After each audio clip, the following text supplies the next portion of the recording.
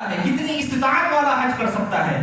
فرمایا کہ صاحب استطاعت سے مراد وہ شخص ہے کہ جس کے پاس اتنا مال ہو کہ وہ حج کا سفر باندھ کر حج کا سفر کر سکتا ہو۔ کہ آج کل پیکیجز چلتے ہوتے ہیں، گورنمنٹ کے چل رہے ہوتے ہیں، پرائیویٹ چلتے ہوتے ہیں، اگر ان پیسوں کی اس کے پاس اتنے پیسے ہیں یا کہیں اور پلاٹ رکھا ہوا ہے اور اس کے بعد وہ جب سفر کرے گا، سفر کرنے کے ساتھ ساتھ جو اپنے لواحقین، جو اپنے گھر والے ہیں جس کا نان و نفقہ ہے، اتنا وہ کیئر کر سکے گا اور اس کے پاس اتنے پیسے ہیں کہ اس کے جانے کے بعد اس کے گھر والوں کو نان و نفقہ ملتا رہے گا، تو وہ صاحب استطاعت ہے۔ یقیناً اس کے اوپر حج فرض ہو گیا ہے، اسے حج کرنا چاہیے، کیونکہ جتنی وہ تاخیر کرے گا گناہوں کے اندر ملوث ہوگا۔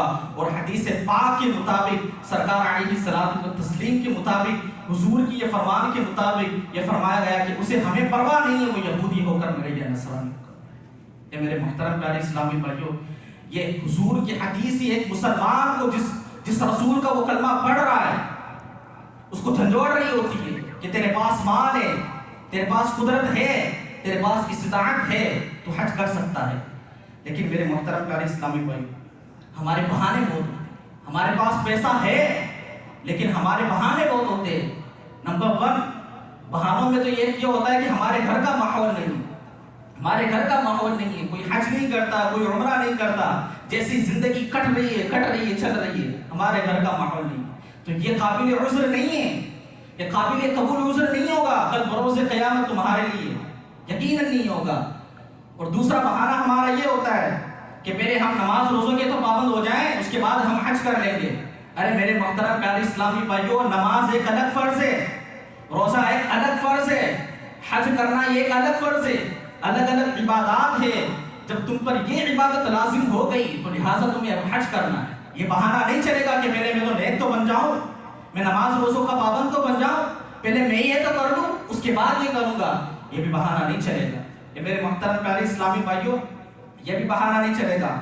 بعض اوقات ہمارا یہ بھی ہوتا ہے کہ پہلے ہم بچیوں کی شادی تو کروا لیں، پہلے ہم یہ دیکھ لیں، یہ بھی بہانہ نہیں چلے گا میرے محترم۔ جب اللہ تبارک و تعالیٰ نے تمہیں مال دیا ہے، ایک بندے کو سوچنا چاہیے رب نے مال دیا ہے خرچ کر لوں، اور جس نے فرض کر دیا، دین اسلام کا ستون ہے یہ ستون، بلکہ اگر آپ نے اس کو ڈھا دیا، آپ نے اسلام کو پیٹ پیچھے رکھ دیا، یہ دین اسلام کا ستون ہے، اگر اس کو ہم مکمل کر دیں گے تو گویا کہ اسلام کی جو پوری بنیاد ہے وہ ہم نے کامیابی تک حاصل کر۔ اس کے بعد ہمارے یہ بہانے ہوتے ہیں، ایک شوہر کے اوپر جب فرض ہو جاتا ہے حج، وہ یہ بہانے بناتا ہے کہ یار میرے پاس اتنے اخراجات تو آ جائے تو میں اپنی بیوی کو بھی تو لے کر چل لوں تاکہ وہ بھی میرے ساتھ حج کر لے، تو یہ بھی بہانہ نہیں چلے گا۔ جب شوہر پر حج فرض ہے، اس کے پاس استطاعت ہے، یقیناً اس کے اللہ اور اس کے رسول کے فرمان کے مطابق ایک مسلمان ہونے کے ناطے، ایک مومن اور ایک عاشق رسول ہونے کے ناطے ان احادیث اور قرآن کی آیت اس کے ذہن میں ہونے چاہیے کہ جب مجھ پر حج فرض ہو گیا تو یہ احادیث، یہ فضائل اور نہ کرنے پر یہ وبال، یہ جھنجھوڑنا چاہیے۔ اس کے بعد میرے محترم پیارے اسلامی بھائیوں، ہمارے اسلامی بہنوں پر بھی حج فرض ہو جاتا ہے، لیکن یہ ہے کہ شرائط کچھ الگ ہو جاتی ہیں۔ اگر اسلامی بہنوں کے پاس بھی اتنا مال ہے کہ وہ سفر کر سکتی ہے اور ایسا مال ہے کہ، لیکن ان کے ساتھ شرط یہ ہوگی کہ وہ اپنے محرم کے ساتھ جائیں۔ اگر وہ محرم کے ساتھ جائیں گے اور اتنے پیسے ہیں اگر ان کے پاس، سب سے پہلے تو یہ ہے کہ وہ محرم کے ساتھ جائیں، یہی ان کے اوپر جو ہے ایک شرط لگائی گئی کہ وہ محرم ہی کے ساتھ حج کرے، اور باقی یہ ساری چیزیں ہیں اس بندے کو چیک کرنی ہوگی، دیکھنی ہوگی۔ اے میرے محترم پیارے اسلامی بھائیوں، ہمارے بزرگان دین رحمہم اللہ المبین کا بھی کیسا انداز تھا کہ گویا کہ وہ اللہ کی بارگاہ میں حاضر ہونے کے لیے تڑپتے تھے۔ امام حسین رضی اللہ تعالی عنہ تقریباً 20 مرتبہ انہوں نے مدینہ منورہ سے گویا کہ کعبہ معظمہ کی طرف پیدل 20 مرتبہ حج فرمایا، 20 مرتبہ انہوں نے پیدل حج کیے ہیں۔ تو یہ مقام اور مرتبہ ہمارے بزرگان دین کا تھا، اور اتنی شان و شوکت، اتنی رقت، اتنی عظمت انہوں نے دیکھی ہوئی تھی۔ یہ سب وہ چیزیں تھی کہ ان کو پتا تھا کہ اس رب کی بارگاہ میں جب ہم جائیں گے تو یقیناً کمال ہی کمال ہیں، برکتیں ہی برکتیں ہیں، رحمتیں ہی رحمتیں ہیں۔ تو میرے محترم پیارے اسلامی بھائیوں، ہم سب کو یہ غور کرنا چاہیے. یہ حدیث پاک یہ نہ کرنے پر یہ جو نقصانات ہے، یہ جو وبال ہے، یقیناً میرے محترم پیارے اسلامی بھائیو آج مال ہے کل ہو سکتا نہ. اس لیے سرکار کی حدیث میں یہ بھی فرمایا گیا کہ تم جتنی جلدی حج کر سکو، تعجلوا الی الحج والعمرہ، الی الحج، فرمایا کہ تم جتنی جلدی ہو سکے حج کی طرف جلدی کرو. کہیں ایسا نہ ہو کہ تمہارے پاس کوئی عذر لاحق ہو جائے، آج پیسے ہیں کل نہ ہو، تو لہٰذا جتنی جلدی ہو سکے تم حج کی طرف جلدی کرو. تو یہ حضور علیہ الصلوۃ والتسلیم نے پہلے بھی ہمیں ارشاد فرما دیا.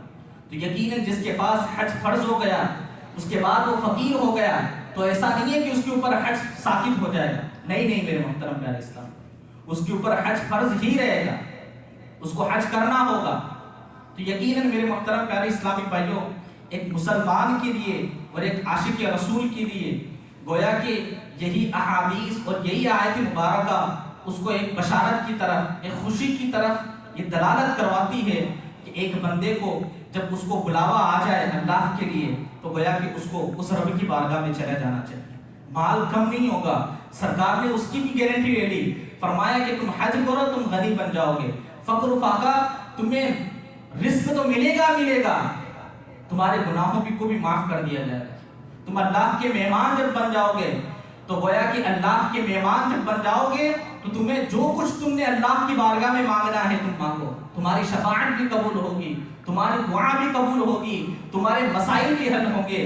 اور یقیناً میرے محترم پیارے اسلامی بھائیوں، کیا سما ہوتا ہوگا جب ایک بندہ اللہ کی بارگاہ میں جائے اور 2 چادریں ہو صرف ایک دم، اور سب جو ہے اس رب کی بارگاہ میں گویا کہ ایک محتاجی کی طرف اور اس رب کی بارگاہ سے مانگ رہے ہو، اور پوری دنیا کے لوگ وہاں پر آئے ہو اور اس طرح کروڑوں رحمتوں کا نزول ہو رہا ہو. کاش ہم یہ سعادت پا لیں اور ہمیں بھی یہ سعادت مل جائے کہ ہم بھی اس رب عز و جل کی بارگاہ میں حاضر ہو جائیں، اور یقیناً ہمارا بھی ان نیک بختوں میں، ان خوش نصیبوں میں ہمارا بھی نام شامل ہو جائے.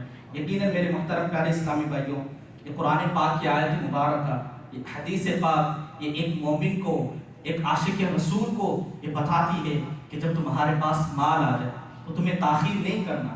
میرے محترم پیارے اسلامی بھائیوں، ویسے ہی ہم محتاج ہیں مغفرت کے، ویسے ہی ہم محتاج ہیں گویا کہ گناہوں کو معاف کروانے کے، ہم محتاج ہیں.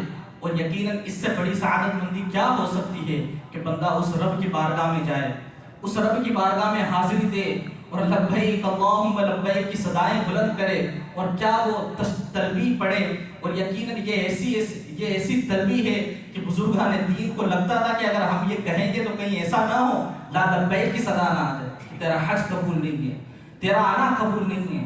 یہ ایسی تلبیہ ہے. اے میرے محترم پیارے اسلامی بھائیوں، ہم نے غور کرنا ہے، ہم نے یہ دیکھنا ہے کہ میرے پاس مال ہے. کوشش کرے جب تمہارے پاس مال ہو اپنے بچوں کو حج کروائیں، اپنے بچوں کو یہ سعادت نصیب کروائیں. یقیناً میرے محترم پیارے اسلامی بھائیوں، آپ کی ان پیسوں سے خوب برکتیں ملے گی، اور ہم ویسے ہی دنیاوی اعتبار سے بچوں کو بہت کچھ لے کر دیتے ہیں، گاڑی لے کر دے دیتے ہیں، گھر لے کر دے دیتے ہیں. لیکن میرے محترم پیارے اسلامی بھائیوں، یہ ایک عظیم رکن اور ایک عظیم جو اسلام کا ستون ہے، کاش ہم یہ بھی کرانے میں کامیاب ہو جائیں. اللہ کرے ہمیں یہ سعادت نصیب ہو جائے اور ہم ان تمام باتوں پر اللہ کرے عمل کرنے میں کامیاب ہو جائے. اللہ تعالیٰ ہمیں ان باتوں پر عمل کرنے کی توفیق عطا فرمائے. اور جو حج کرنے جا رہے ہیں ان کو سب سے پہلے تو مبارکبادی، اللہ پاک ان کے حج کو قبول فرمائے. اور یقیناً یہ حج کرنا گویا کہ ایسا ہے، بندہ جب حج کر لیتا ہے تو گویا کہ پھر اس پر اللہ کی رحمتوں کا نزول بہت ہوتا ہے. اور جب حج مبرور کی یہ سعادت مل جاتی ہے تو گویا کہ حدیث پاک میں فرمایا ہی گیا کہ اس کی جزا تو کچھ نہیں ہے، بس جنت ہی اس کی جزا ہے. تو یقیناً جس کو جنت کا مزدہ مل جائے اس کے لیے خلاصی ہے، اس کے لیے تو پھر ختم ہے معاملہ.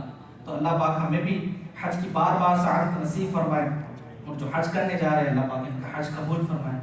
آمین بجاہ نبی کے نبی صلی اللہ علیہ وسلم. صلو علی الحبیب صلی اللہ علیہ وسلم.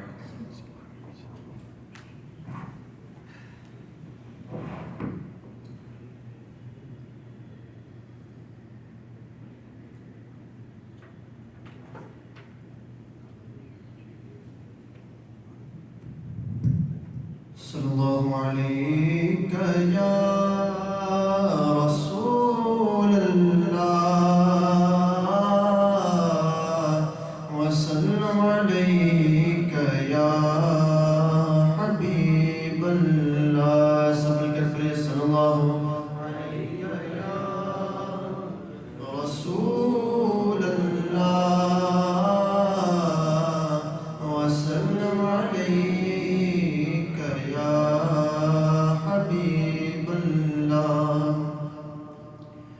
یا رب سوئے